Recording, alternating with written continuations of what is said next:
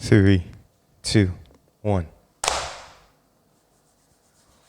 Welcome back. Oh, I missed that phrase. I was waiting for you to say that. Welcome back indeed. Yes. And a happy new year. Yes. It's the start of a new year. Happy New Year. It's good to see you. It's good to be back. Yes, round of applause. We appreciate 2025. being in the present and happy 2025. How long has it been, IJ, since we started this podcast? We found out earlier today when we checked the folders. Yes, I think it has been since like 2022. I think. Well, let me just verify on YouTube. The very first one was. How long am I holding on to this? You're not allowed to, Not yet. You're not allowed Keep the to give it away. suspense. Keep the suspense. Okay. I don't know if I can hide behind this. I think it's been 2 years. All 2 right. years. It's been a long time. It's been a long time. It's good to be back. It's good to see you. It's good to start the year with another new episode of the King's Army podcast, episode 22 now. Wow, 22. But before we do, we want to introduce. We're doing a bit different this episode because this episode is a return guest. Would you do the honors of introducing our guest? He's holding some sour worms. But he's definitely not sour to be here. He's not sour, but he's a sweet guy. Yep. Let's all welcome Mr. Tony Shin. Tony Shin. Yes, Okay, yes. sweet guy. Yes. Welcome, Tony. Thank How, you. how do you feel returning on back to the pod? Oh, it's good. I'm not as nervous as before. Yeah, happy to be here. Excited to share and hear what's going on. But before we do that, we'll do what we usually do, and that is play our intro.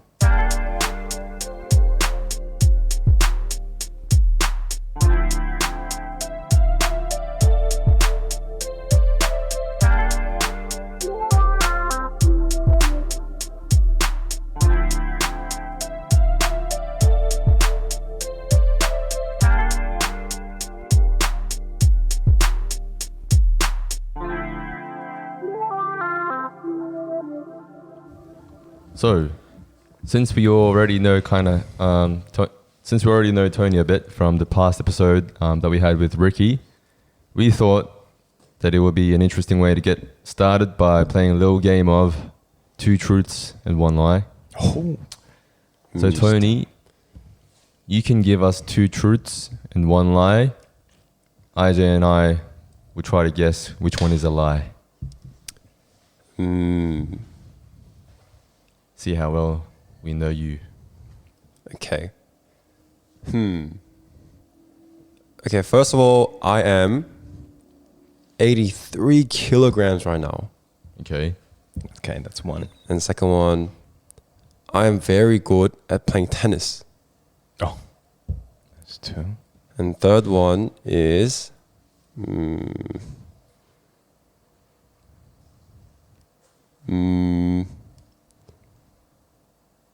I can do 3 muscle ups in a row as of now. Interesting. James, let's deliberate here. Okay. What do you reckon, RJ? Well, I don't know. I feel like the tennis one could be a hit or miss, considering his dad's a tennis coach. That's correct. But that doesn't mean necessarily he will be good at it. Because, Yeah. what do you think? Yeah, usually you have your greats, your fathers who are sport greats, but their child is quite horrible at that same sport. But in my opinion, Tony took a bit too long in that last one, and he was trying to make up the answer. So I think the last one is a lie, because I think he has been saying that he's been going around the 80 kilogram mark, up and down. The first one. I think the first one is correct. Second Yeah. one, I've seen him play badminton. He's pretty good. Oh. So I think it's the same concept. I feel like. But I feel like he can do more than 3 muscle ups. Because I don't know if that was supposed to be only 3 or he can do more than 3. So, but yeah, He has been going hard at the calisthenics yes. lifestyle. And I can't wait to hear that journey a bit later on. But let's make an official decision. I'm gonna lock in number 3. Number 3. I'm gonna lock in number 2. Alrighty, what's the correct answer? The answer is number 2. Oh, thank you, thank you, thank you. Yes. It's just because I've never seen him play tennis or ever talk about playing tennis or say he's good at tennis. Yes, I can do 3 muscle ups, and that's my max. But when it comes to tennis, I'm really bad. I want to get into it, but I haven't had a chance to yet. So Like your dad, you never asked your dad? I don't think he wanted me to play tennis too. Do you think your dad would have been a good coach if you got into it? I don't think families work well when you're trying to coach each other. True. He'll get angry at me. You'd feel like he'd Yeah. be more angry. Was your mom kind of like that, teaching you to drive? No, my mom's more like she's more scared than like angry. Oh, okay. She'll she'll kind of freak out when I make a weird turn. So yeah. Wow. Okay. Interesting. Well, yes, Tony, thank you for introducing yourself a bit.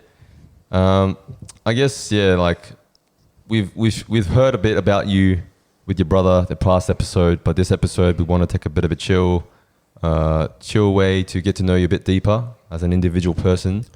I guess we can get started off with asking you, how are you, Tony? What's going on? I'm good. I was just sick for a couple of days, so I'm recovering, but I'm enjoying my uni break right now. So I've been eating a lot better, sleeping a lot better, working out a lot better. Yeah, been a good life so far. Good life so far. Well, I guess also we've started off 2025. And another thing that I guess we can kind of broadly ask you is, what are you excited about this year? I'm not looking forward for a new thing, but I'm looking forward for my goals that I had from the previous year, which is first my calisthenic journey, and 2, I'm growing my hair at the moment. So probably at the end of this year, it will be extremely long. So I'm looking forward to that. Like how long do you want to grow it?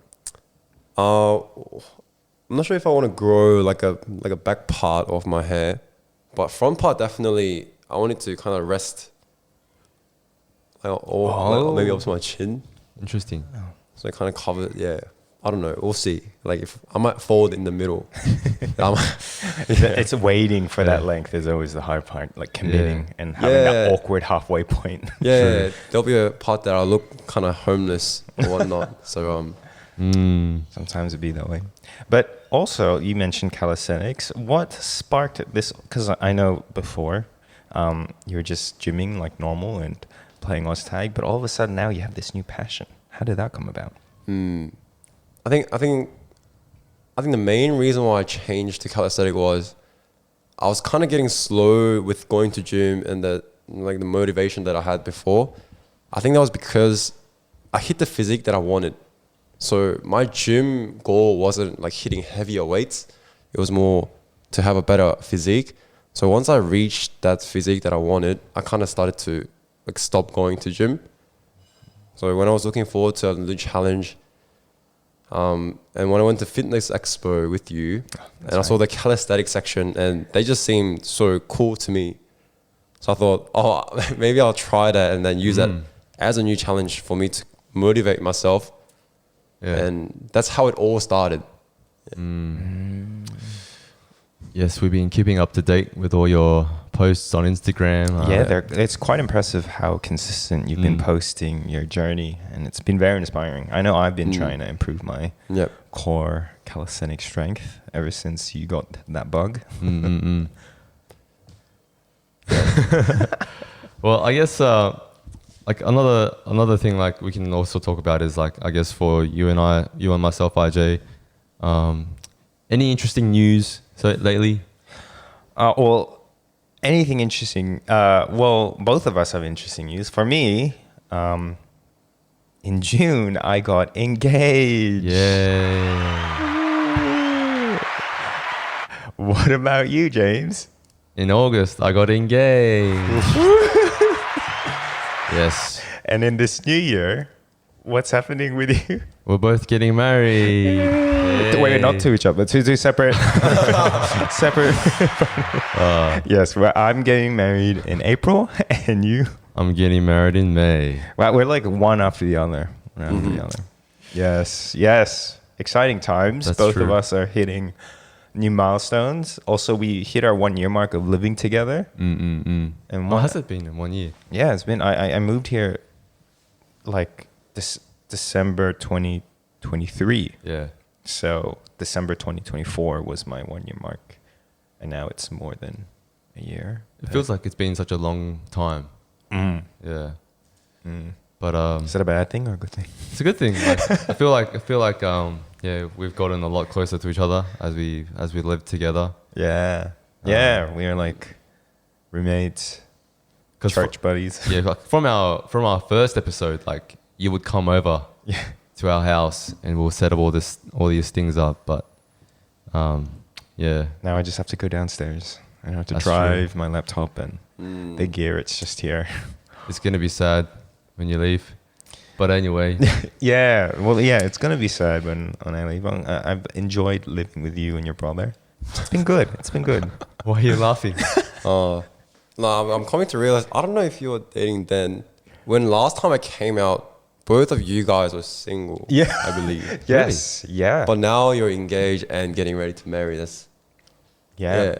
Yes, yes. Because I think it was around Tom's episode where you newly were in a relationship. Oh, I see. So and yeah. Tony and Ricky were like way Before. before that. So yeah, we were wow, and that's such a short period of Yeah. time. From one podcast episode, your first one here, we're both all in the same boat, and now Yeah. you're the odd one out. Jokes. We're going down memory lane here, but I guess yeah, like moving on to like I guess the new year for you, IJ. Obviously, we both have kind of the marriage to look forward to, but are there any other sort of new year thoughts or perspectives that you're going into 2025 with?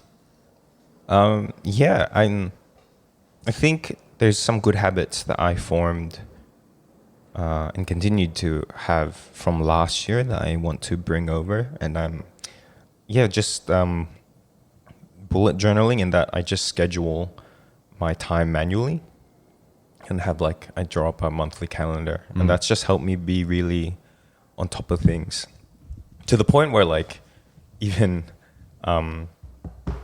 like I know my fiance's schedule better than her, because like she'll be like, oh, can you do this tonight? I'm like, wait, don't you have a dinner that night? She's like, oh yeah, I do. I'm like, yeah, it helps me really be intentional and organized. So yeah, that's something that I want to bring over. I guess something that I wasn't as strong in previous years, that I kind of started and then dropped off, was just trying to read. I remember in previous episodes I shared I was going through a phase of reading a chapter or a page or two every night before I slept, and that helped me like wind down before I sleep rather than go on my phone. And yeah, I want to embrace that habit again, because in previous years I was able to finish multiple books doing that, and so I think that was good. It keeps you sharp. That's what I want. What about you, James? What was something? Well, I guess moving on to the new year, I think I've stopped making like New Year's resolutions. But I think more than the resolution itself, I feel like over time, I don't think I can change overnight. So I think it's better for me to kind of have some sort of perspective moving on to the new year. And I think one of those things is trying to do less. And what I mean by that is, I think 2024, like I feel like I did a lot of things, but at the same time, I feel like I wasn't being effective in those areas. Yes, I think I was being efficient, but it was kind of less quality. And so I think, yeah, 2025 for me, I want to kind of focus on a few things and make do good in those things. And like those things can be many different things, but I guess for now, that's kind of the perspective I'm going into. Yeah, so that's my kind of 2025 input. I also noticed living with you, you have something set up in the basement, which is Oh, quite yes. impressive. Because you would just be like, I didn't know what you were doing. You were Yeah. just in the basement for like hours, and I'm like, why is James in the basement? And then I finally saw what it was on social media via your fitness journey Instagram page, and that is Yes, I have relapsed back into golf. so that was a thing before. It was a thing before, but I guess I wasn't as like into. I guess I was into it, but like not as invested. But I don't know what sparked. I don't remember what sparked my interest again. But I am back into golf, trying to practice my swing. But yeah, golf. What got you back into it all of a sudden? How did it? I don't know. Like I think I played one round with John, and then I think I played incredibly horrible. So I just wanted to get a lot better. And it's the pursuit of, I guess, the mastery, which like attracts a lot of guys to golf, but also just the sound that the golf ball makes. Right. It's very satisfying. And like it's satisfying to hit a good shot. And that's kind of the thing that I guess attracts a lot of men to golf. But that's my kind of 2025, one of my 2025 focuses as well, I guess. Getting better at golf. Golf. Interesting. But yeah. What about you? Anything for you, RJ, or just the usual business as usual for? Yeah, I think wedding prep, and then also like the future and how that's going to look, looking for a new place. Sadly, moving out of this place. But looking forward to the future and trusting in the Lord. I guess especially financially, because we don't know how it's going to exactly look like, and that's scary at times. So yeah, just that really. There's not really much else that we kind of, or that there's nothing really new other than that. Yeah. Besides just marriage. Yeah. I've just been glancing to my right side, and Tony's just been nodding his head. But I guess marriage is one of those things, I guess, that Tony can also look forward to, but at the time being. Yeah. Ladies, he's single and ready to... No. If he wanted to, he could, but he is a patient man of God. At 6'2", 83 kilograms. Shredded, might I add. Man of God, might I add. Mighty man of God. Dude, we're gassing you up. Anyway, Tony, what has been on your mind lately? What is something that you want to unpack? I don't know. I think it's just been my calisthenic journey. This is my new goals and how long it will take me. And that's it. Nothing really much other than that in my mind as of now, because I'm just enjoying my holidays. Yeah. Okay, I want to spice it up. Just hold on. Yes, I have a little prop here for those joining us on Spotify. It is a prop of little salt. So what I want to do, this is our protection, because I want to go into a spicy corner. Hence, wait, is this a spice? No, salt's not a spice. It's not a spice. Anyway, into more of a flavorsome corner, in that I wanted to talk about something that might be controversial or might make us look crazy, but the reason why I have this, it's a protection. It's take what we say with a grain of salt. So this is a salt shaker. Take it with a grain of salt. We're not fully serious, but we are kind of serious, but not. But I want to explore conspiracy theories. Wait, what? Do we have a special sound effect for that? No. Ooh, conspiracy theories. Okay, so for me, I'll start it off. Grain of salt. Don't take me 100% seriously, but low key. What are your thoughts on? I feel the moon landing was staged and it's fake. I said it. I feel like it's fake. What do you guys think? What do you think, James? Grain of salt. Well, when did the moon landing happen? It's in the 60s, and it was 60s. televised. But then, like, I just don't ever see it happen now. Like, it's never happened in our lifetime, right? Well, at least in my lifetime, where you guys weren't born, to the point of you guys existing and until now, I don't feel like I've ever seen like anything televised of outer space, like moon landing recently. Why was it only in the 60s and then nothing's ever happened since? And how did they even have the technology back then? Well, do you think moon landings happen now though?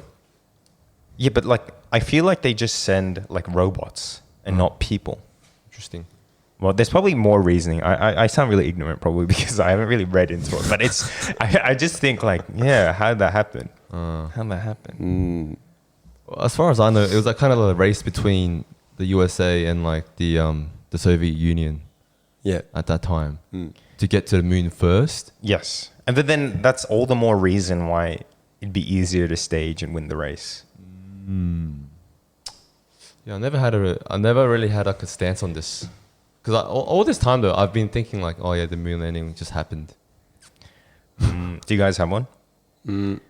I think it did. Like it wouldn't make because what we see on the online, like how they land on the moon, I'm pretty sure that is staged. Like that is not a true recorded version because like I think from what I watched, it was well they got to the moon and they recorded it, but it wasn't as high quality.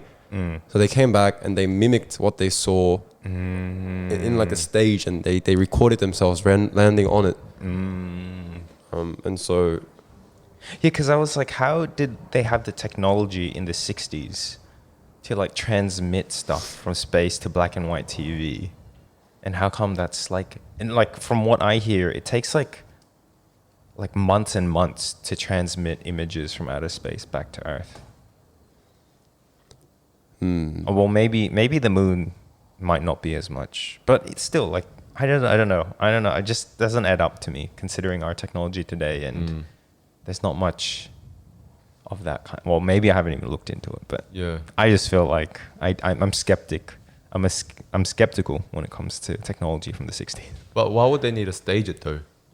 Like what? Like what? The reason to win, like if they didn't have the technology and they couldn't, but then they didn't want to America didn't want to get beaten by the Russians.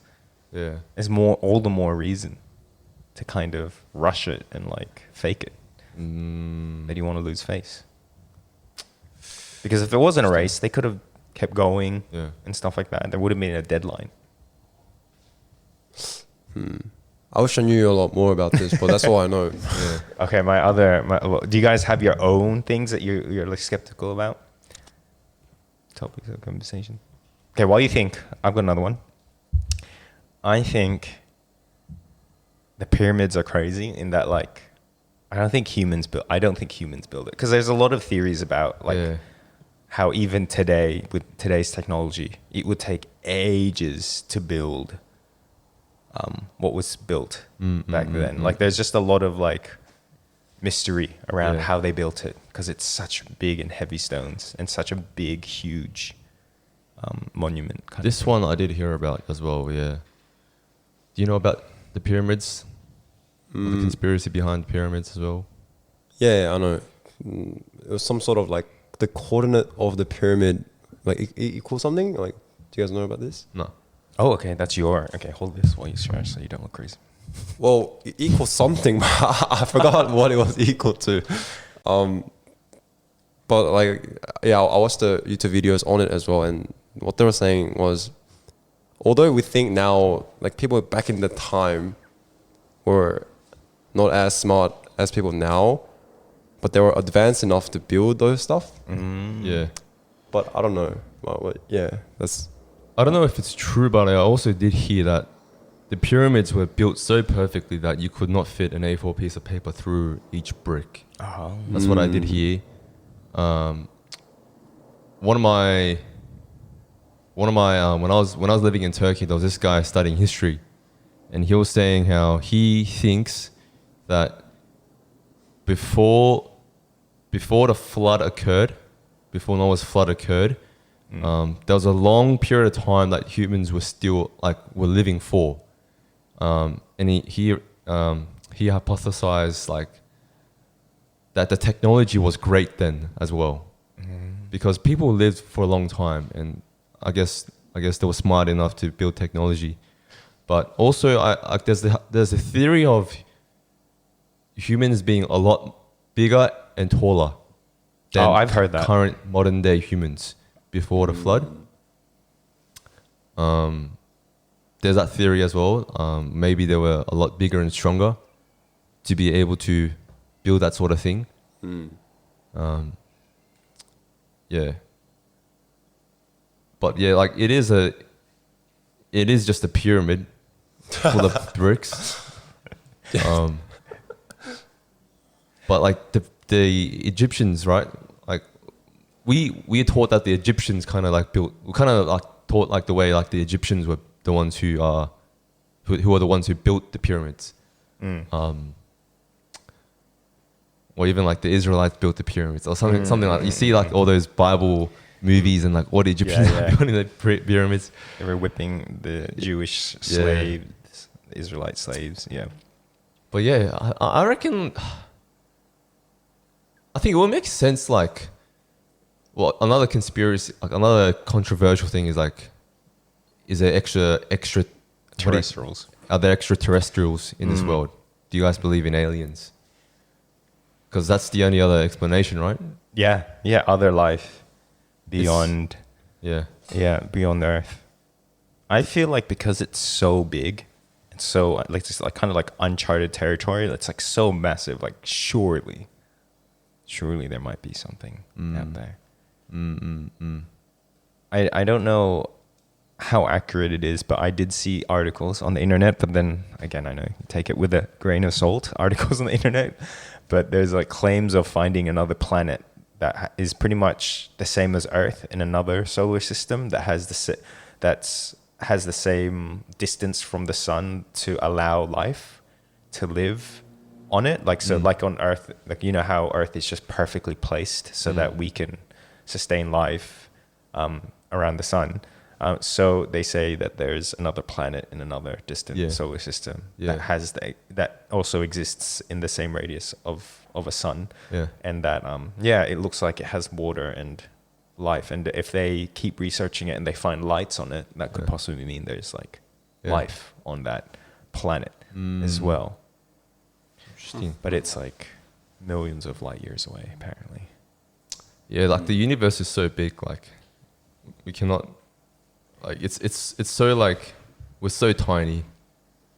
We're so tiny compared to the rest of the world, and like there's only like so much we can do to figure these things out. But it's I guess it goes towards like the mystery and glory of God as well. How large He is when we see even the creation on Earth is like magnificent, but the universe itself, it's something crazy. Do you have any other conspiracy theories that you reckon you have up your sleeve? I was gonna mention, you mentioned it kind of with the pyramid, like did giants exist back in the time? That too. 'Cause I saw it was like a similar clip. Oh, well, they're talking about like pyramid and stuff. They found a giant like finger. Did you see that one?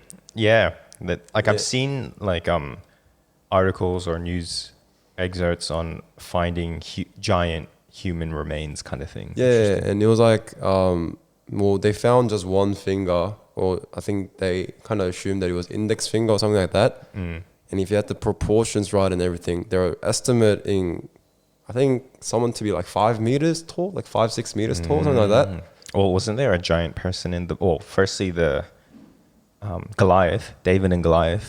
We believe the Bible's true, and Goliath was a giant man. How tall was Goliath? Look it up. I don't know from the top of my head, but obviously he had like awesome stature in that they wrote about how his physical prowess and how big he was and how everyone was so afraid of him. 6'9", which is Like LeBron James. sorry. LeBron James 6'9". I don't know, something. Yeah, Isn't it? well, it's probably, well, Google says, or Wikipedia says, either 6'9", which is 2.6 meters, or 9'9", which is 2.97, almost 3 meters tall. Yeesh. But also in the Bible, it talks about, I think in Genesis, Nephilims. Have you heard of them?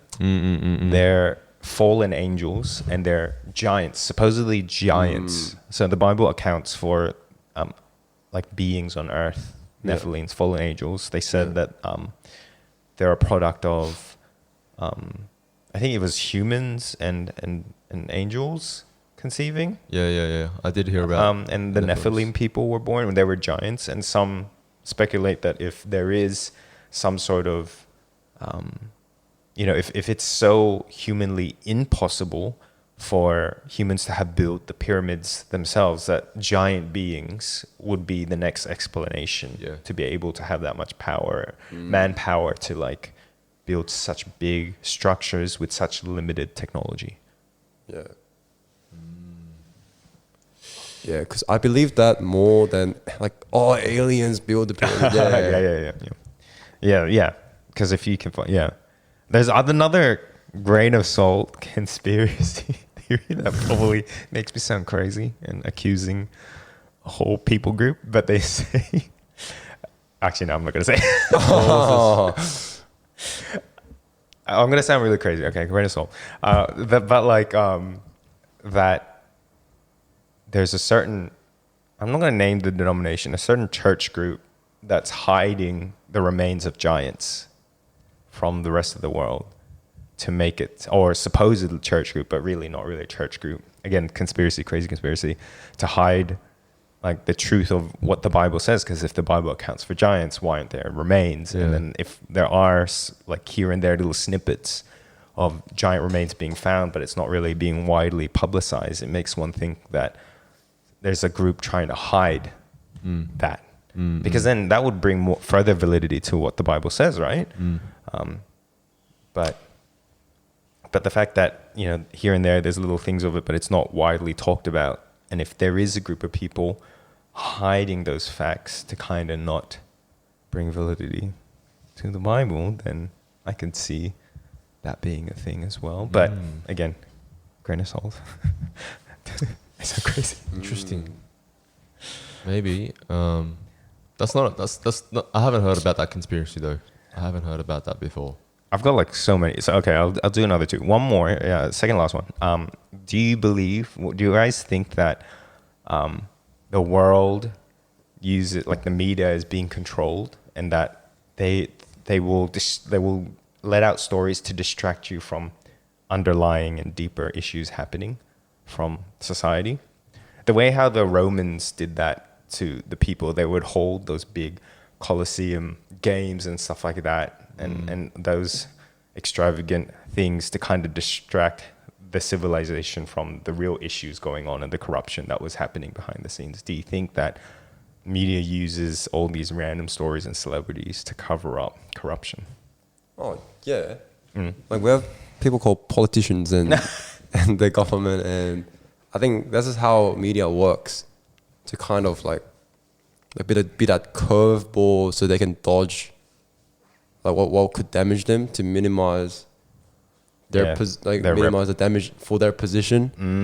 And yeah, I think media is probably the number one thing they'll use to get away with things probably. Yeah.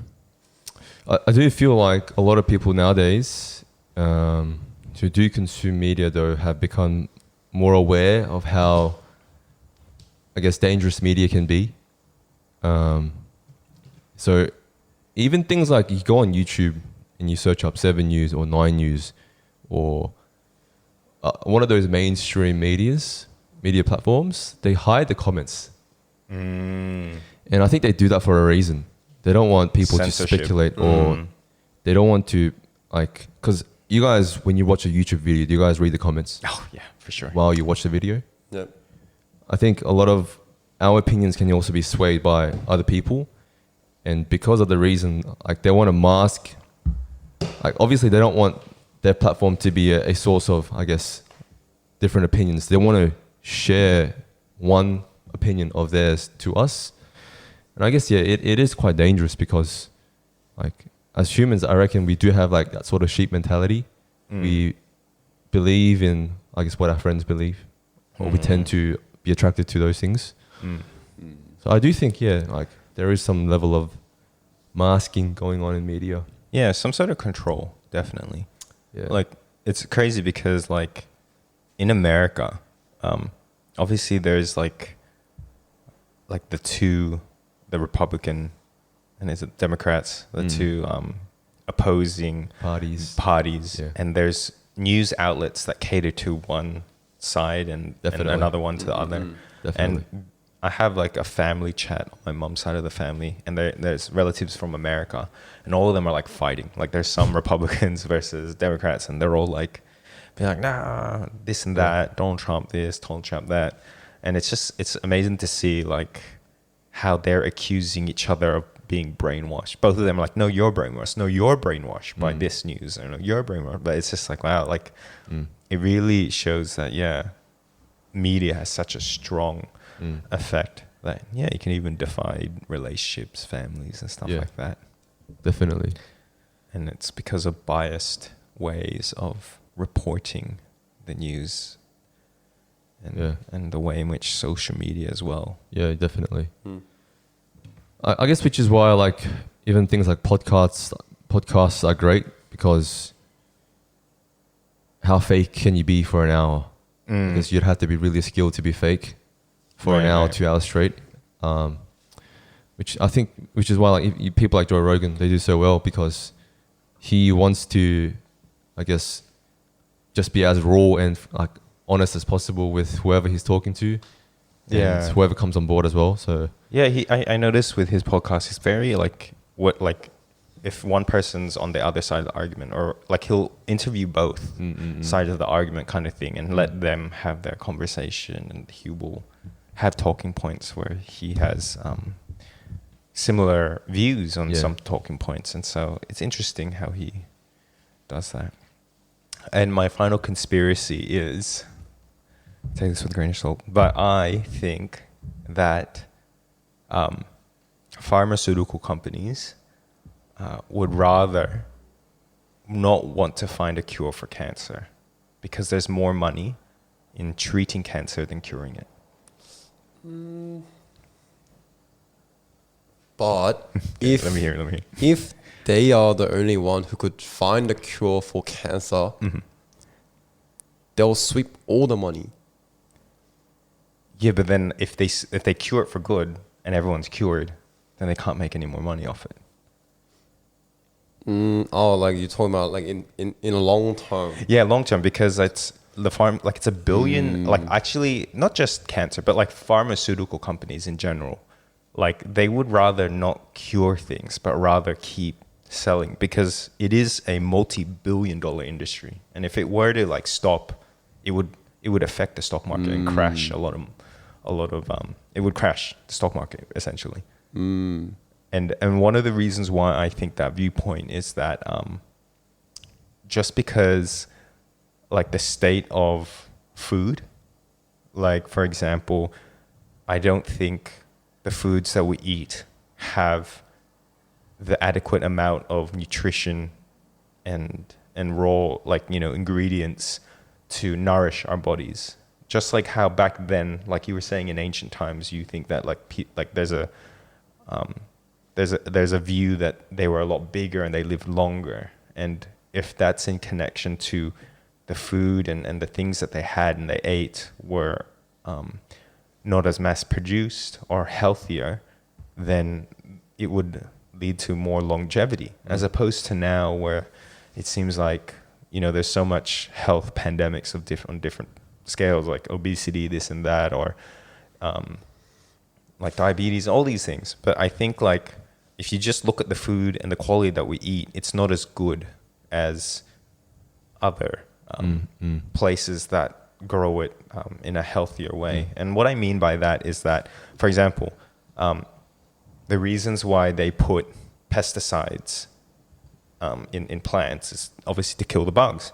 But the thing is, bugs will only eat vegetables and plants when it's unhealthy. So when bugs eat plants and vegetables and produce, it means that produce is not healthy.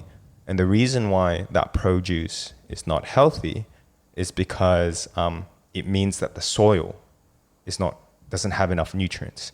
So normally in soil, the ones that we have in farms will only have like 3 like minerals and vitamins right in that, because it's been overworked. But if a healthy soil needs at least like 72 different minerals and vitamins to grow plants that are healthy, that bugs won't eat, therefore don't need pesticides to be sprayed all over it.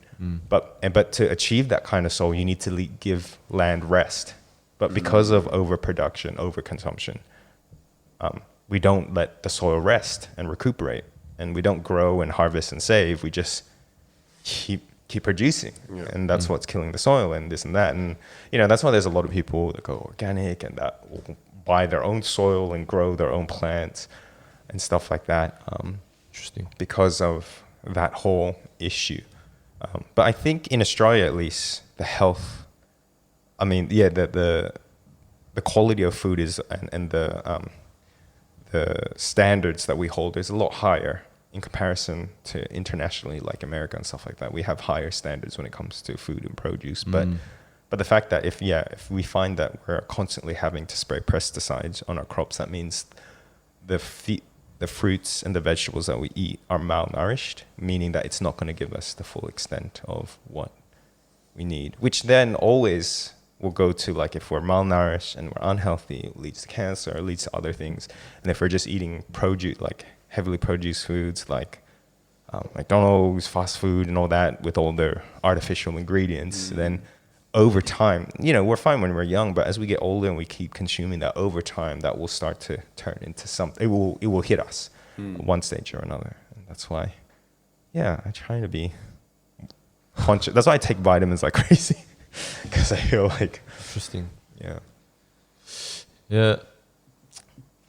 Well, I guess, like cancer is the death of cells. Or I guess mutation of cells, is it? Yes. Oh, everyone has cancer cells. It's just a disproportionate amount where your body produces too much. And that's what cancer is. And that's why you need chemo to kill the cancer cells. Oh, okay. But then there's all these natural vegetables that, like, I even learned in high school, broccoli is good for you because it kills cancer cells. But then I don't feel like there's much research going into, like, going down that line of, seeing how far we can push the qualities of those, vegetables, because there's so many vegetables that claim to kill cancer cells and so much nutrients that can help aid in the body's immune system and stuff like that. Then why isn't that being fully explored, but rather chemo in that direction as well? But anyway, that's, again, grain of salt, food for thought. Yeah, who knows what the government is hiding? I don't know. Um, I don't know. Yeah. But I strongly believe that's not the case. Okay. If I was a scientist and I was able to make a cure for cancer, no matter how much money they give me, I think my focus would be more saving people. If I was a scientist. And, like, if you make them, you win multiple Nobel Prizes in, like, health, and, like, intervention or whatnot. And you'll be as rich as you could be. So I don't know, like... But do you reckon, like, the government is, like, keeping a tight lid on those sort of people, like, making them go away? But why would they? Because the biggest motivation for, I guess, people in positions of greed and power is money. And I guess the only reason they would want to, like, mask or hide the cure to cancer is to bury those sort of people who want to make a cure or find a cure, say, because like I just said, it will impact, like, everything. Because if you think about, if it's the food that we eat, it will impact all those fast food companies, those big multinational companies, and who knows, they have connections with each other, or I don't know, even things like, because I do hear about, like, eating ultra processed foods, like things you can't make at home. And you go to Aldi and, like, Woolies, and, like, you see all these Tim Tams, which have, like, a 0.5 star rating. Like, you can't possibly make that at home with your natural, like, well, I guess you can, but it will be healthier. But, like, the things they put inside, like, you see all those ingredients, all these chemicals, like, we don't even read those, we just eat them. And so, yeah, I don't know. Like, I think I'd be on the side of like a bit more leaning towards like IJ's opinion. Oh. I don't really trust. Tony's just innocent and pure and believes the good in people, which is a beautiful thing, which is a good thing, and I think it's good to hold on to that. I think I'm just old. He's young and fresh and believes in the world, and that's good. Well, I guess like you always do want to like see like the best in people, Yeah. Yeah. but every now and then you'll have a good guy come up. But I don't know. Most of the time, the world is fueled by greed and money. Yeah. Yeah. You're confronted by it. But anyway, thanks guys for joining me in the conspiracy corner. And please take that with a grain of salt. Yeah. I'm not crazy, or am I? Who knows? I'm just old. Oh, am I? Yes. But speaking of, how life is, I have a couple questions here that I guess I wanted us to just discuss. Topics on lifestyle, and these are just back and forth questions. So first is it better to live in the city or in the countryside? What are you guys' thoughts? I love to live in the countryside. Oh, okay. Yeah. Okay. Why so? Well, I told this to many of my friends, but I did my teaching prac near Jurul. It was at Canthus, and I would just drive past Jurul, like residentials every day for 3 weeks. And because Jurul is more, I guess, is considered like a rural side, but like when I was driving past there, I was just so amazed how big of a land they have for their house. Oh, yeah. And I feel like that's a country benefit of living in there. And that's like kind of my dream. And yeah, I don't like to live in like a very compact Right. area, like very loud, very busy. I'm more like just relaxed, like big space, just me, my house, and my family, I guess. Yeah. You're definitely an introvert. That's I am. every introvert's dream. Yeah, that's it. Yeah. Fair enough. What about you, James? Likewise, I don't like crowded places. I don't think a lot of like. I prefer to live in the countryside. Just purely off that reason. I don't really like crowded places.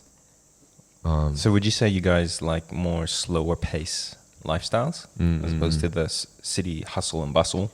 You're more the laid back, cruisy kind of I guess so. countryside. If that, but I guess that's a luxury that we can't afford. Like, if Well, we don't, if you go further out enough, it definitely is affordable. as in like, if we don't have our own sort of source of income, or like passive source of income, that we don't have to keep traveling to the city because most of the businesses like are located towards the metropolitan areas, and so like whether we're like working remotely with like a high paying job or which is quite rare, I don't know. I wish though. What about you, IJ? No, I'm a very relational person, so I think the city and that connection for me is what I like, because I feel like I can get enough introverted energy if I'm just in my room alone. But then I guess I guess if you live in a situation where it's a crowded house, I can see, or there's always a lot of people around, I can see how I want space. But no, I definitely am city. Like especially if like it's so rural, there's like no proper working toilet facilities and stuff like that. I can't handle that. I can't camp. I'm not a camper.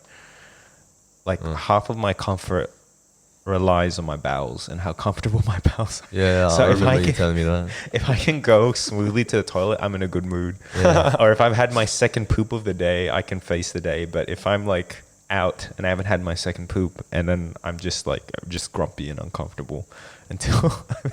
So I'm just like that. My bowels, and so I need to have everything like functional. Yeah. But yeah, that's just my inflexibility. Would you wipe with a leaf? Is that what I get for living in the country? If that's the extent you have to go to for living in the country. Oh, then I'll live in the city. Country with like functioning stuff. Yeah, yeah. Yeah. Then that's more like a small town, like inland rural city kind of thing. You would prefer that more because then it's like you got land. It's not as fast paced. You've got all your ecosystem like your shops and stuff like that, but it's not Yeah. as much people. I think I fantasize about country because I've been to Jewel and I know that place is it's like a old white people retirement area.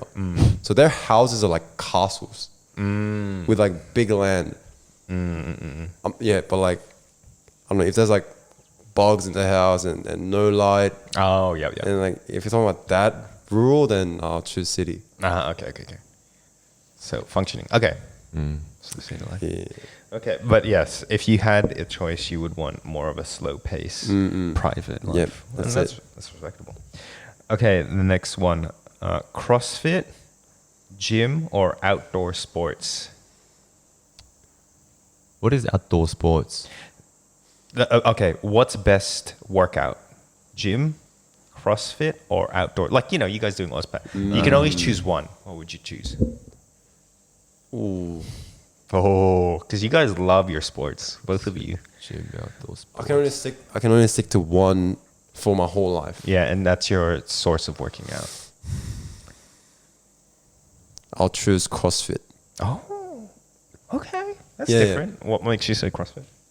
Or the physique that I want to Oh, achieve yeah. and They're crazy. yeah, you can only get that from CrossFit. You gym you can, but I feel like CrossFit would be better off. It definitely is more motivating because you're with a group of people that like you're committed to this group. And Yep, then yep. you're like, I've done CrossFit for like a month and I've never worked out that hard in my life to the point where I like, Throw up? no, I've never thrown up. I've never exercised that hard. I'm always on the verge. Yeah. But this one was the first time where I like collapsed on the ground and there was a pool of sweat around me and I was just laying Yeah, there. that's it. And what they made me do was like drop sets, but it was in the 50 rep range and I had 20 kilo weights and I had to chuck it up and throw it down and catch it with my other hand, chuck it up. And I had to repeat that 50 times. And then straight after doing that, I had to do 50 box jumps. So like jump 50 times. So it was, I think it was like 20, 30, 40, 50. Yeah. All in one go, no rest. I literally thought I was going to die. Yep. So what's the main hate towards the CrossFit community though? Is it just bad form or Bad form. Oh, Yeah. that's Because weird. you're doing so much reps and you're exhausted, you just chuck your body. Yeah. You're but the thing is you're at your limit. That's why that happens. Yeah. I think it's more because gym's more isolation and like say you want to do chest, you just use your chest only, but CrossFit is more like you hit everything at one day, like cardio, your whole body. So I think that's why like poor form, like, or they can see them by doing like their pull-ups. Like cross fitness pull-ups are probably one of the worst. Yeah. So Like- much. Yeah. It's a dolphin, like swimming dolphin. What about you, James? What would you choose? I really prefer like functional exercises. So I guess I'm leaning more towards gym, I guess. I don't know how much, like, I guess, is it anaerobic exercises I can get, which is like training, getting your heart rate up, sweating, those sort of exercises in the gym. Well, would you put treadmill on the gym? Yeah, because Yeah. they have that in the gym. Yeah, I guess I'll go gym. Because you can do anything. Yeah. Gym. Yeah. What do you guys think I would pick? Gym, right? Yes, it is my happy place.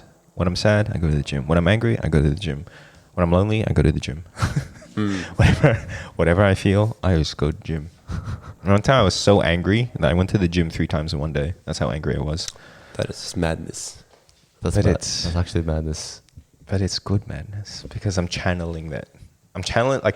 I feel like if I didn't do that, it would go down other unhealthy avenues. So I'd rather beat up my body than do unhealthy habits. That's good. But I think I overtrain too much though. Well, like to be fair though, like you have been like religious to going to the gym. Like I really don't know anyone in Sydney who goes to the gym as consistently as you, or who I have witnessed. You hear that? There's proof. I live with this guy. And what did he say? What did he say? Say that now. I don't wake up at 5 a.m., but I hear at 5 a.m. someone going down the creaky stairs, and without a doubt, it has to be IJ. You best believe that is me Going down and then creaking down. doing Knows that stuff. might be my bones as well. His knees and his hips. It's not the stairs. It's just my old body. Yep, that's it. This is a bag of bones being clunked around. Yeah, man. But like exercise, it's so important. Like not only does it train your physical, but in terms of your mental strength, do you reckon your mental strength has improved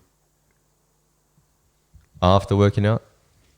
Yeah, after I started my calisthenics, yes, because you want to hit a certain goal, and you always like challenge yourself. Oh, like I feel lazy to go today, but then there's a goal that I want to achieve, so you end up going, and you know, then like you kind of like beat yourself into it. So that's like my only like motivation. I need to have a big goal, then I can do those little steps. Actually, on a side note, me, James, were talking about doing a session with you, a calisthenic session sometime.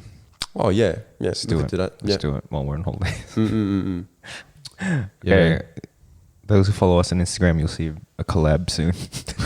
Yeah, be ready. Yeah, Be that's it. ready for the Yeah. three-way collab on all our gym accounts. That's it. Yes. Okay, the next one is, do you need a college degree or uni degree to succeed? Do you want to go first? There you go. I think it's starting to like turn into a time like you don't really need a degree anymore. Okay, what makes you say that? There's so much like resources online that you can watch and like start your own business or something like that. That's true. Yeah. So if you're not gonna turn into someone like a nurse, teacher, or like a lawyer or something like Yeah. those That things require it, yeah. like a degree to get the job, then I don't think it is essential. But it will put you in a better position, I guess, because you have the degree. But I don't think it is essential to succeed in your life anymore. Okay. Because there's other ways. Avenues, yeah. Yeah. Just going on the back of what Tony said, I guess university applies to a small minority of people in this world, like you said, like the doctors, like the lawyers. But I guess I get like there are many teachers and nurses in Sydney right now. But for like the other half, or like I don't know the percentage. A lot of avenues exist, I reckon, whether it be TAFE or whether it be just apprenticeship, if you're doing a trade. So I do really think that if you finish high school and you don't know what to do, like I don't think you should rush yourself into university. Is something that I would tell my younger self. Is it because of the financial as well? But yeah, Issues that come with it? mostly financial, because you're automatically in debt. Which is, I guess, the system that the government's designed. Yeah, but like even now, I'm pretty sure. I think I'm not too sure about the statistic, but there are a lot less men attending universities. I think like even I guess and because of that reason, a lot less females are going to universities as well.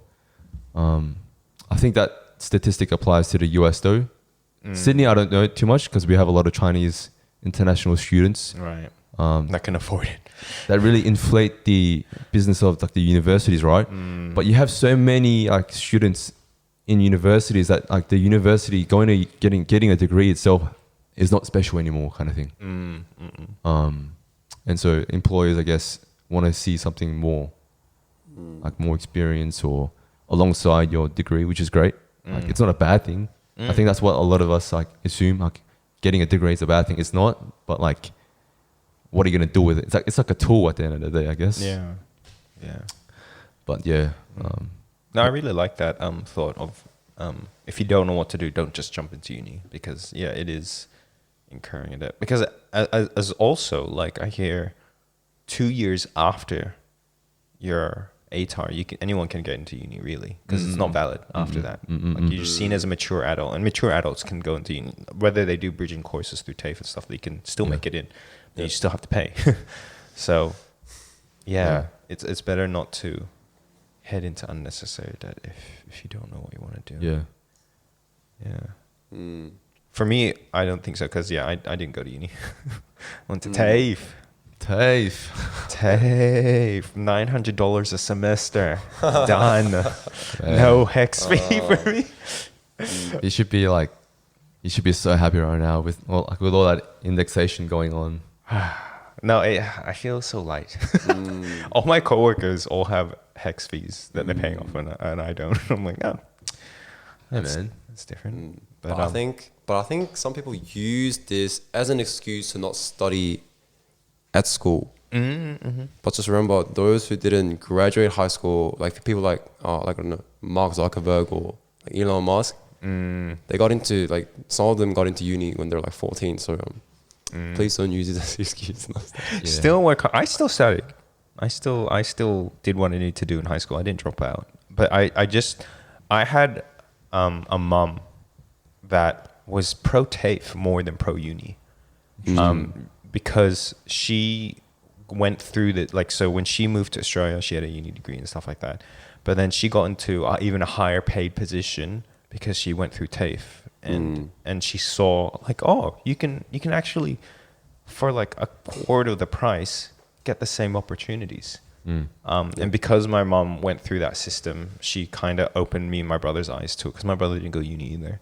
And we both have jobs and are okay. And there's more than, so and I think it's just to those who aren't book smarts, like to those blue collar kind of average person who don't necessarily have a mind that works under the ways of uni and higher thinking and education. It brings hope to those that can't necessarily achieve at that high caliber, and so there's other ways for them to make money and get a job as well. So not everyone needs to go either, because they might have their own learning disabilities or issues or whatever it may be, but no matter what, still work hard of what you have. And I know I still worked hard at TAFE. I'm not saying that TAFE was it was just cheaper, but then I still had assessments, I still had assignments. I had, oh my goodness, do you know the amount of group assignments I had to do in TAFE where I didn't trust any? I just did the whole thing and then said, okay, just show up, here's your parts. Just I don't want to wait. I don't trust you guys. Yep, that's it. So I did the entire assignment. I wrote the script, gave them their parts, and on the day I'm like, good, you're here, just read this. I did everything on my own. Yeah. TAFE, uni, same thing when it comes to group work. No one does work. What was your experience? Did you guys worked with your team? What was it? I don't have too much group assignments, but sometimes I carry, but sometimes I do get carried. Oh, okay. Yeah, so those sometimes you rock up, they would already be on top of what they're gonna do, and they'll kind of give you the parts that you should do, and you just do additional research, bang, done. Sometimes you have to be that person to give people tasks to do and complete everything. What about you, James? Did you have a lot of group assignments? Well, surprisingly, my course didn't have as many group assignments, but towards the end, I did have a few. But it wasn't as bad of an experience for me. A lot of the guys that I was with had the same kind of mentality of, let's try to get as much done now while we're at uni, so that we don't have to spend time together outside of uni, kind of thing. Which is what I liked. Let's just get it done.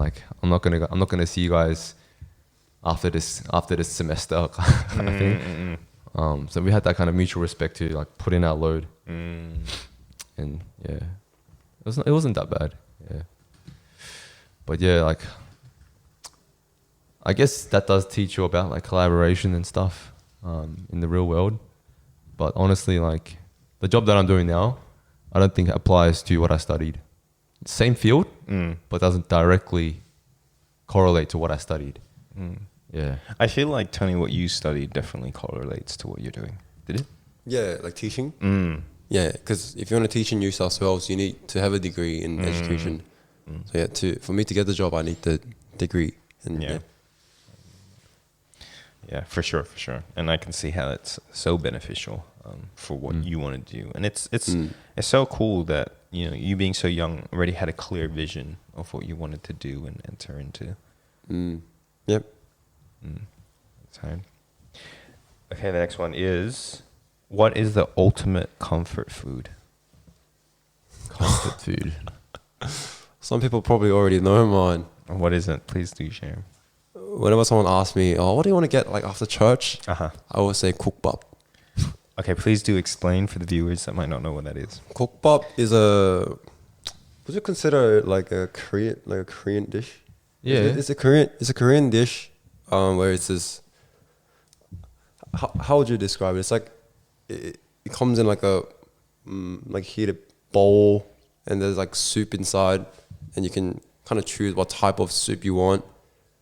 Either it could be like pork, like they call it stew, right? Like pork stew, or like sundae stew, or like kimchi stew, something like that.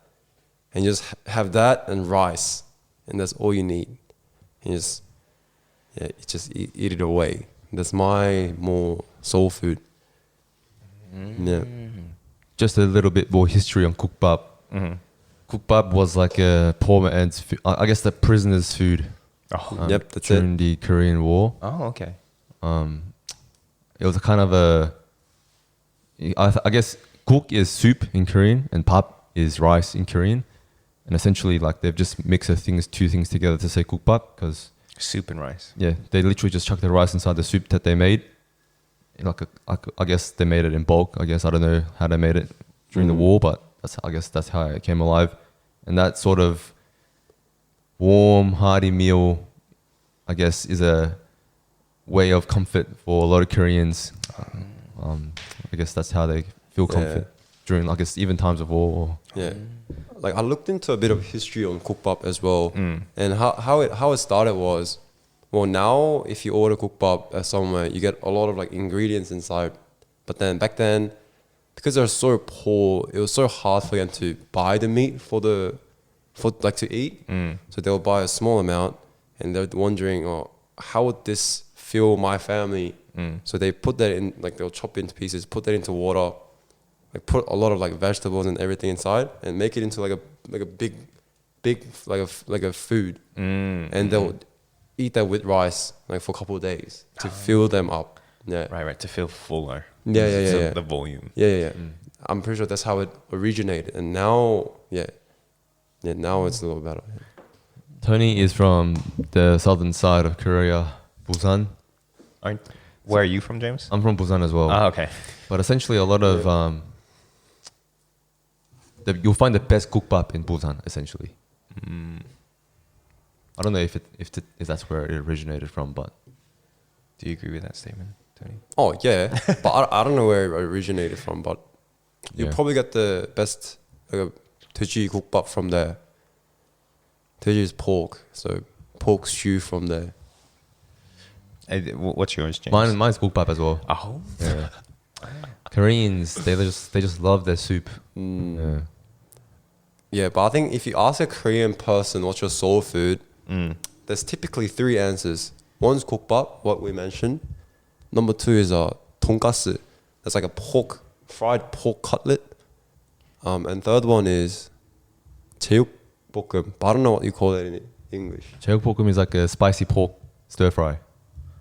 Yeah, those three things, and ask any Korean guys, they'll say one answer out of those three. I think. Would you agree with the statement there? I do know that kukbap's definitely up there, but I don't know about the other two. I don't know what else. No one's gonna say K barbecue for comfort. Oh nah. That's just luxury. Oh. Okay. Perfect. I don't know, like kukbap. And if you go Western, what would be your Western comfort food?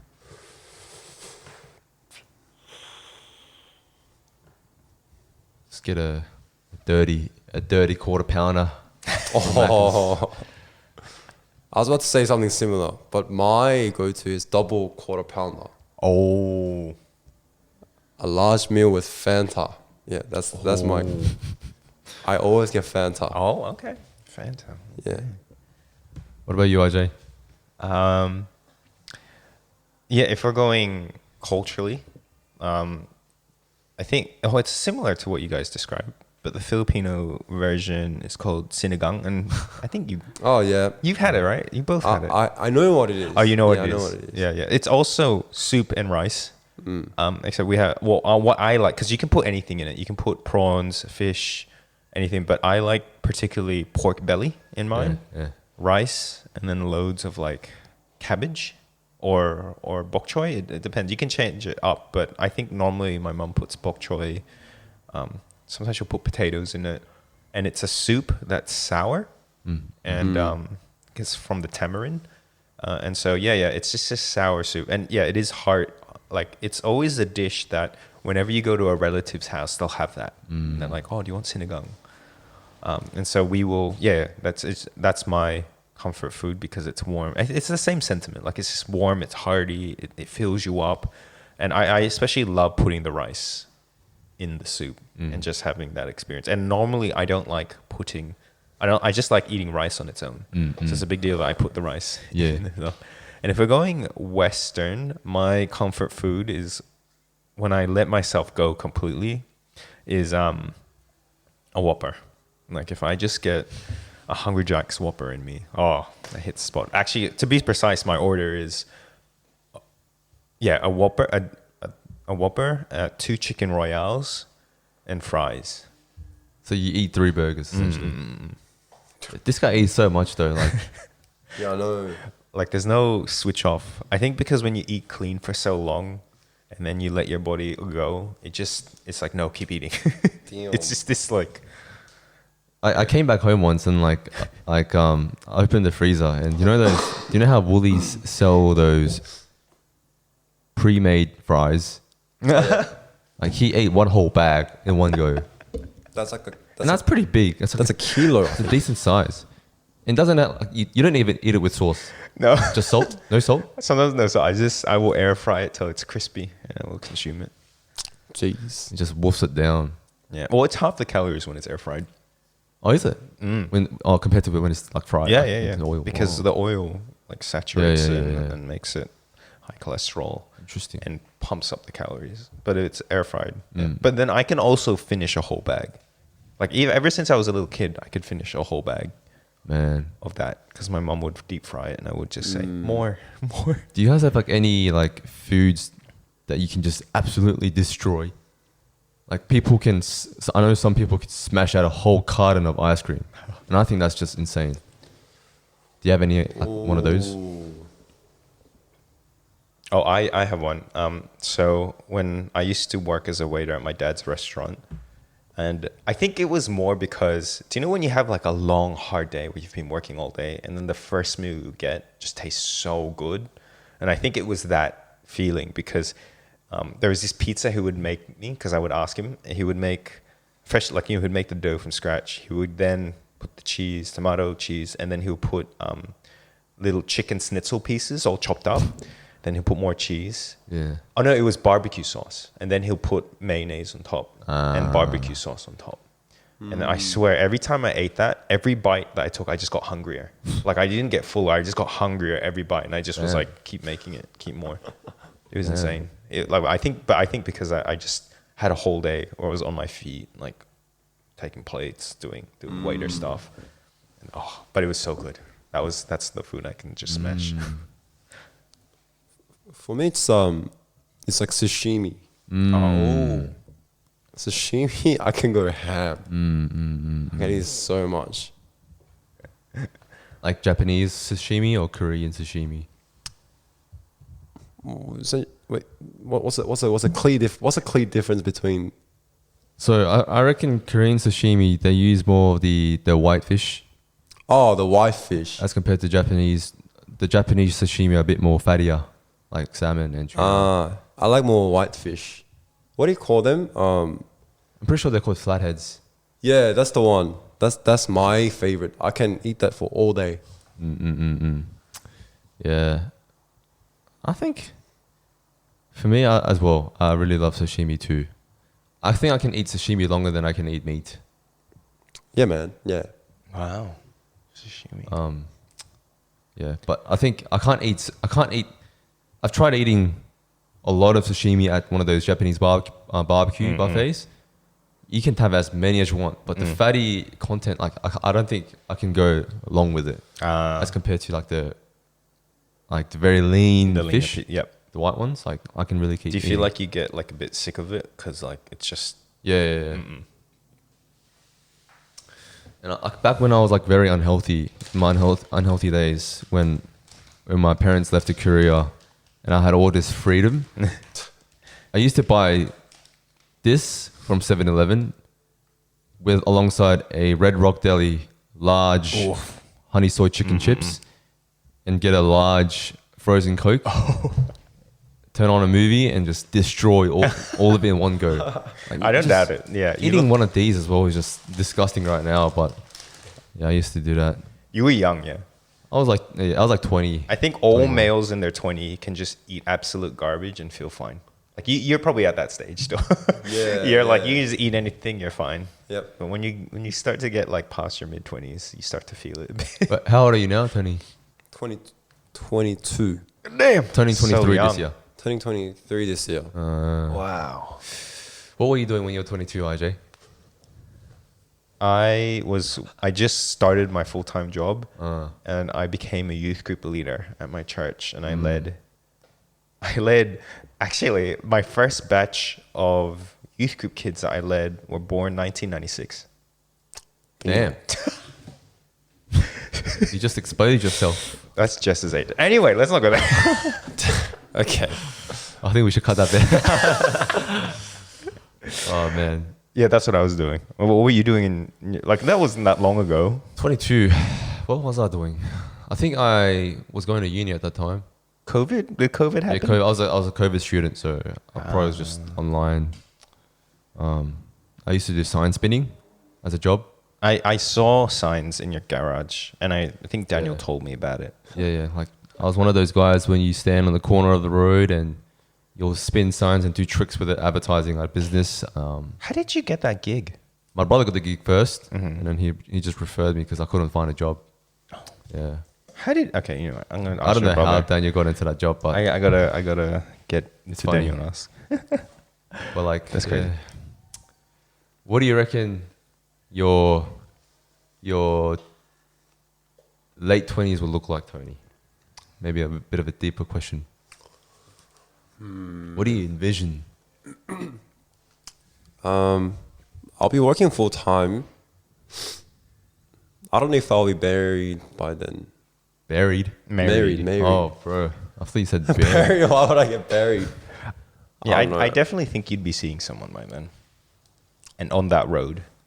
Yeah, because that's like the ideal age I would want to be married, my like late 20s.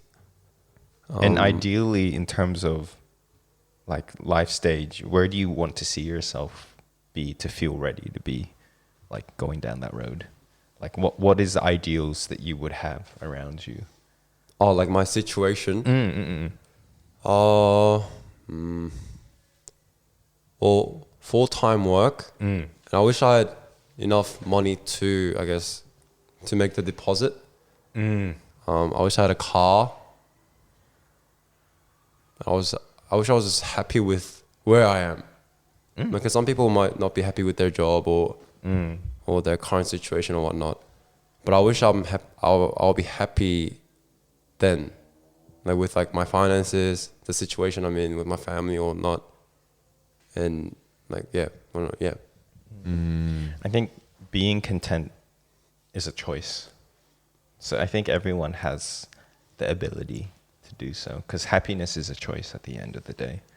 You don't just feel happy. That's you deep. choose to be happy. That's deep. So I feel like you can be. That's deep. Yes, sir. I feel that sentiment because I guess there are things that I have now that I wish I had in the past and I thought those things that I have right now would make me happy. Mm. But I think, yeah, the term "the grass is greener on the other side" applies as well for me. And then the saying that the grass is greener on the other side, but you still have to mow the grass. You know what I mean? Like you're mowing the grass, on the other side looks better, but then when you go there, you still have to mow that other side. Like, not to discourage or anything. I think it's good to have goals. It's better to have goals than no goals, because at least you have something to aim towards. But an example for me was, I used to take PT to work every single day. And I just wished I had a car. I would walk on the streets, I'd glance left and right, and there's cars parked. I'm like, oh, yeah, I reckon I'd be satisfied with this car. And it'll be this car. And then, like, now that I do have a car, like, I still keep going. Like, I just want a better car now. So I think that sort of thinking is endless.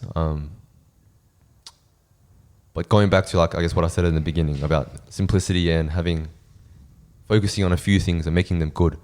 I think, like you said, IJ, making the most out of something you have is, I think, also a satisfying sort of happiness that we can also have. So yeah, my Toyota Corolla. No, that's good. Do you have any, I guess, like, last words of that you want to share to Tony, like words of wisdom that you feel like? I don't think I'm there yet to be able to share words of wisdom to Tony. But I think you've experienced a bit more, and heading into the life stage that you're heading into, what do you think that when you reflect back, you'd want to share to Tony? Well, what is it that you want to? What are you curious about? Or what are you most worried about? I'm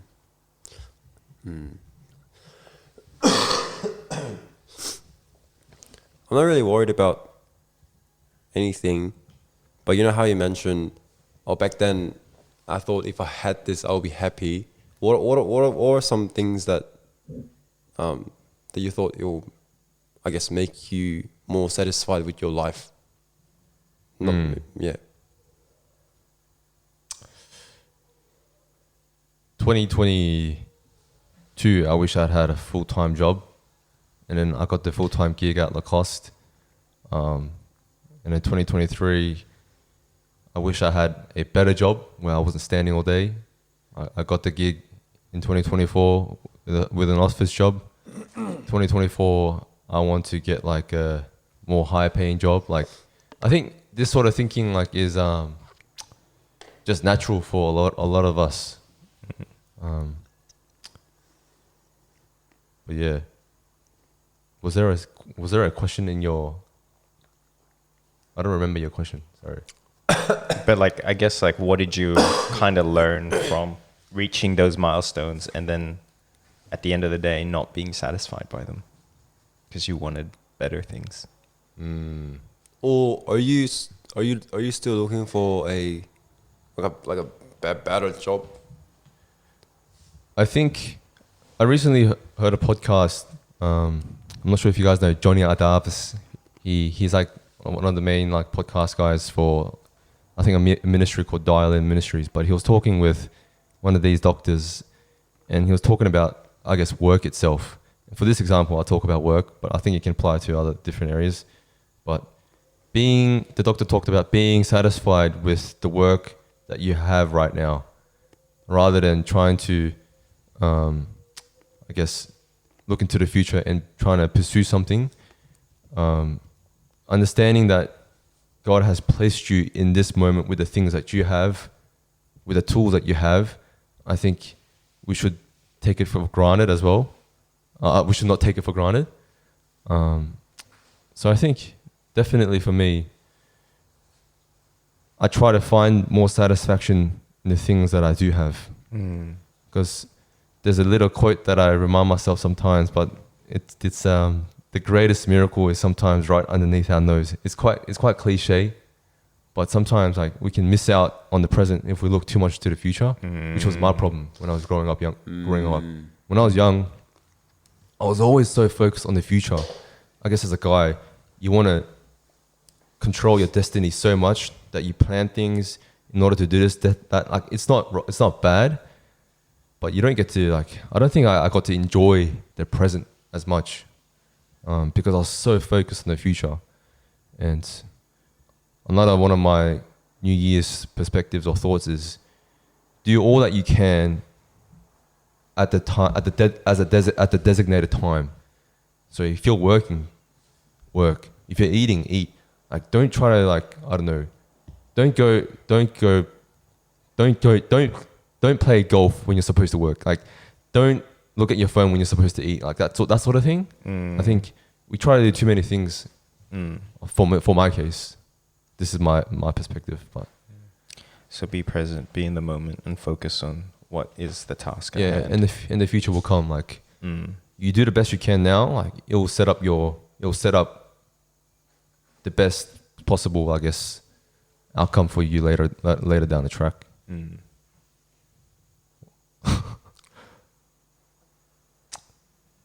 That's me talking to myself because I can't get it right. But maybe you can get something out of that. Well, I guess everyone wants something they don't have yet. Yeah, that's a very real emotion to the human experience, is that we always want something we don't have. And sometimes we can't have. Yeah. And it steals the joy from what we do have. I think it's just because like I think a lot more on this because a lot of my friends in my age group, well, my high school mates has been working full time for a long time because they didn't go uni. They just went straight into the warehouse work. And like my church friends or like my Korean school friends, because their course was like 3-4 year course. This year, most of them all graduated. So I feel kind of behind in some sense because I'm still studying. I still got a year to go. My high school mates, they're already driving like the cars that like we all like kind of dreamt of in high school. And they have the financial like freedom to, I don't know, they could rent out a house if they want to because they make a lot of money from their house. And like people that I was friends with, they all graduated, they all work full time. And I'm thinking, I'm still studying and I make like as little as possible, just working casual. And there's like many things I want to buy, but I can't buy them because I have to be very realistic with what I want to do and like how I want to spend the money, how much I want to save and stuff. So yeah, I think lately, I feel like I'm kind of falling behind. Yeah. That's a very good point. I want to ask IJ, how do you feel about that? Like, do you feel the same way about being falling behind? Yeah, I definitely had felt that not necessarily in terms of financial freedom, but more life stage wise, feeling like all my friends were moving on and getting,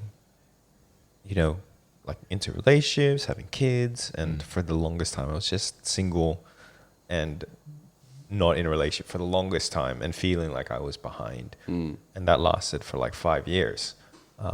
But now being in the season that I am, I think God really taught me a lot of things and grew a lot of things in me. And I think, in any case where we feel like we're missing out, I think the beauty of being a Christian is that we can reassure ourselves in the bigger picture of God's plan and kind of say that, okay, my it's not my time yet, but God has my time at the right time.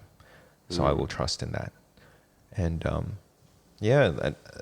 I guess for me, even though I was unhappy with this and that, I still kept busy. I still had friendships and relationships I tend to. And thinking back, I was like, oh, I'm grateful to God that I was able to cultivate great friendships and enjoy that season of life. And I feel like it taught me now that I'm like in that, I'm starting to catch up and I'm in that season where I want to be.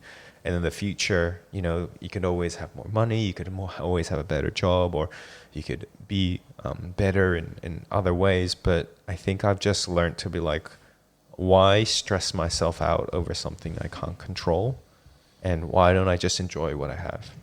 And if that means that, because the thing is, like, if God wanted me to have money, or like, he would have given it to me, but obviously he doesn't. And so I think it's the same sentiment what James was saying, like, if it's all under God's will and plan.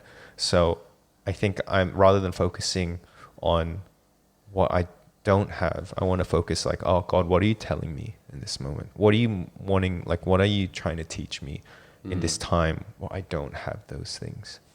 And how can I embrace that? And thinking in that way has just led me to have my motivations evolve differently than just being disappointed to being intrigued about what God is doing, and yeah, slowly seeing what He wants me to do. Definitely. I don't think that thinking, because to be honest, like, I do feel the same way sometimes. Yep. That sentiment of falling behind, but I think that's mostly the case as well, because I guess we're talking about growth, and sometimes as guys, we correlate our growth according to how our financial growth is. I think that's a lot of the way a lot of guys think. Yeah, I think we've been conditioned by society to Yeah. think that our worth is how much money we can earn and produce and provide. Yeah, I guess, like, and growth can be many different things though, right? But like just in terms of financial things, I see guys in my company who are 40 plus years, or I don't know, like 30 plus years. And I do know, like, some of these guys are making a large proportion compared to me. And I think, why is that the case? And like, I think it's quite simple. Like, these guys have just been working for a longer time. So it's unfair for me to compare myself to these guys, compare myself against these guys.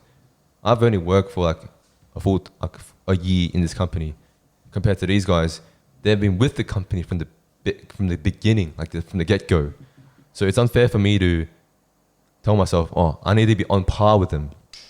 But I think a more fair way to approach it is, like, see how far you have grown as compared to who you were the year before, say. You know what I mean? I think that's a better, healthier way to approach it, rather than comparing yourself to someone else, because they might have different circumstances to you. You might have expenses that they don't need to pay. You might have, I don't know, you might be tied down to responsibilities that they don't do anything at all. I think, yeah, there's too many different, like, variations to be able to compare yourself on a fair playing field. So, yeah, I reckon just stay in your lane and do your thing and be consistent at it. I think that's like the most practical advice. And God has a plan, and it all will come into the right time. Just keep consistent, which is what you're doing, which is you're doing great at. So just keep that up, and it'll be your time soon. Yeah. Do you have anything that you want to share? Any last comments, or any last comments for us? Any advice for us as well, or anything that you want to share to our audience? I wanted to ask IJ this, because he gyms every morning at a very early time. What keeps you motivated to do such thing?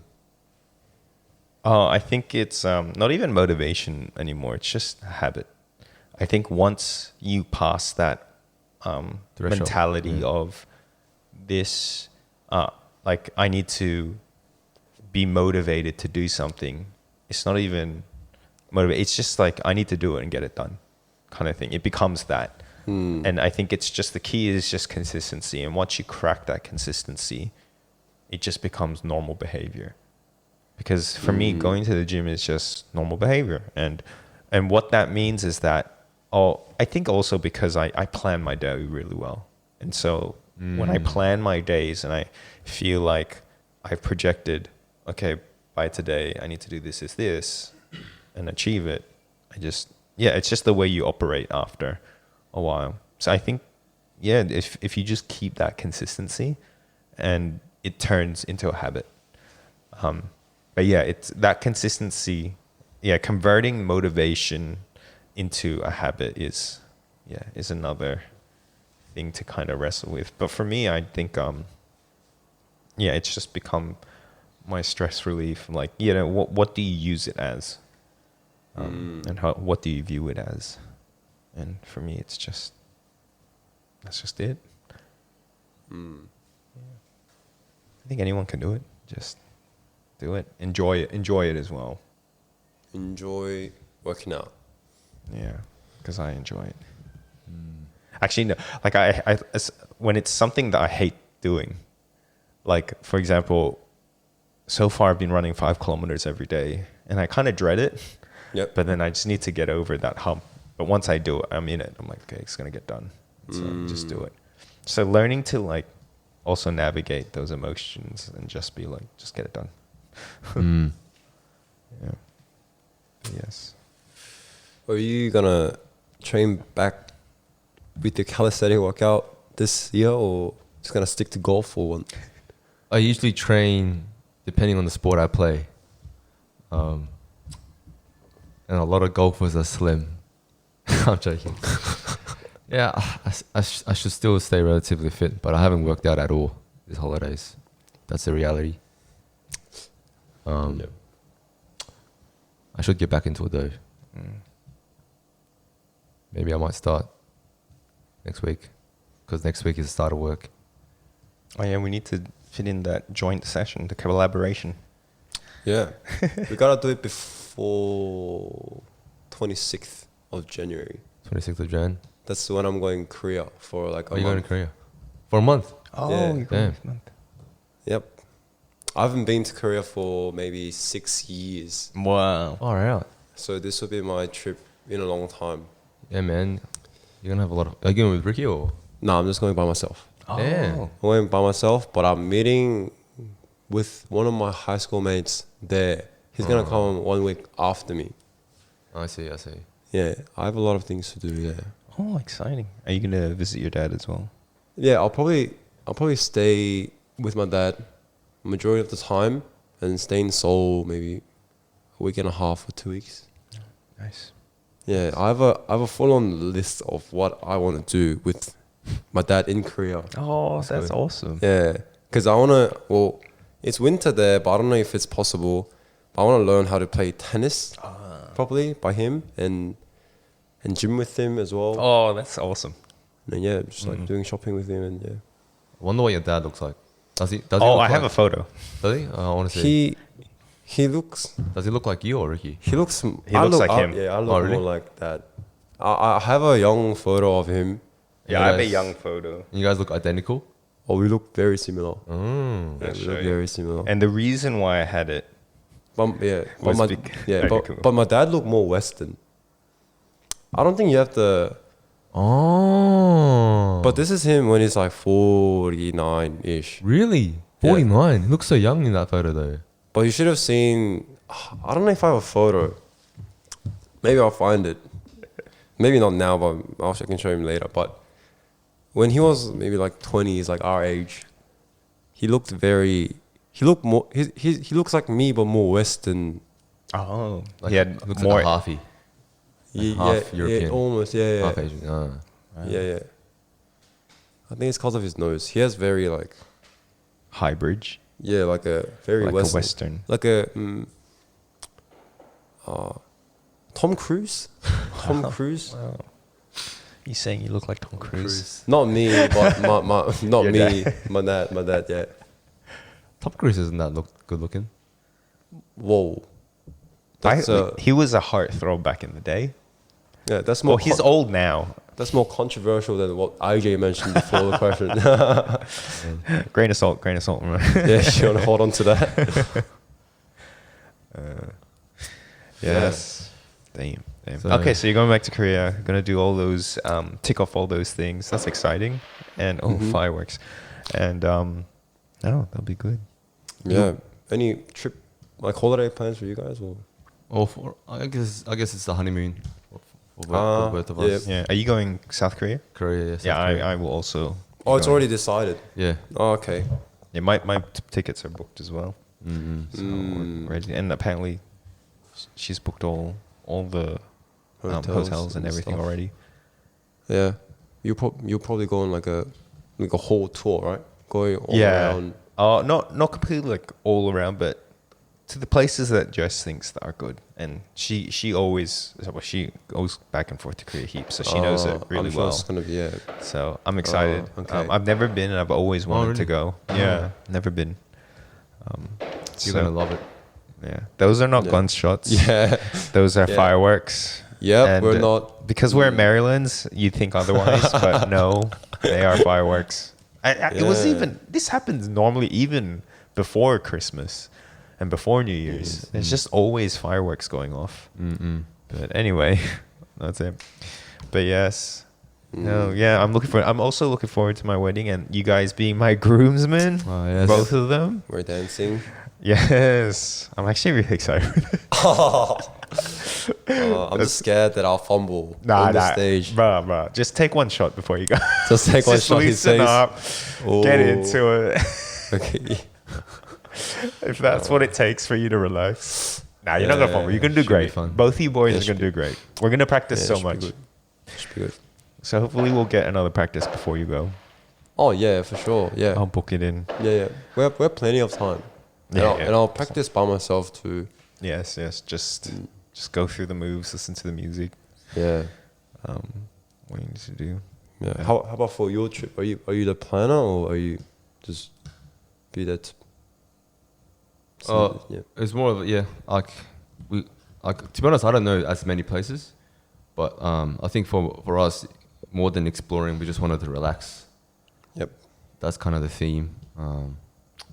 So yeah, but we're going around Korea, staying for like 2 weeks or so. Yep. Yeah, I don't know specifically. Just eat good food and relax. Yeah, that's kind of about the gist of it. Because your whole family's in. Yeah, well, yeah, Except for your brother. Yeah. Yeah. In Korea. But I have a small family, so it's not like I have to visit every single person. Yeah, I was talking more like your direct family. Your mom, dad, and your sister. Yeah. Yeah. So,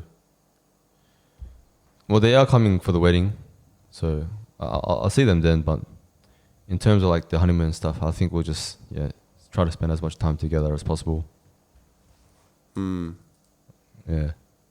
I say this every time. Your mom reminds me of my auntie. But I guess that's all like because our parents are both from the same Busan area. But it like around those areas, like even like when you call the waitress over, you say like "이모," which is essentially auntie. Like, that's what a vibe. So yeah. Yep, they speak the same, and like I think it's the woman in Busan around the age group. They speak the same and they do the makeup like very similar as well. Yeah, so I say this every time to him. It's just, Looks like your auntie. Dang. Well, on that note, thanks for joining us, Tony. It was a pleasure having you. good to be here. Get to hear more of your thoughts and your voice. And we got to catch up and hear big milestones happening in our lives. And it's exciting times. Exciting times. Time moves quickly. Before we know it, we're going to probably be married. Yeah, who knows? I'll be here again after 2 years. Now he'll be engaged. Maybe. Maybe. I don't know. Opportunity is always there for that. But you've been listening to the King's Army podcast with your hosts James and IJ. and our guest. Tony. And till next time, God bless and stay classy.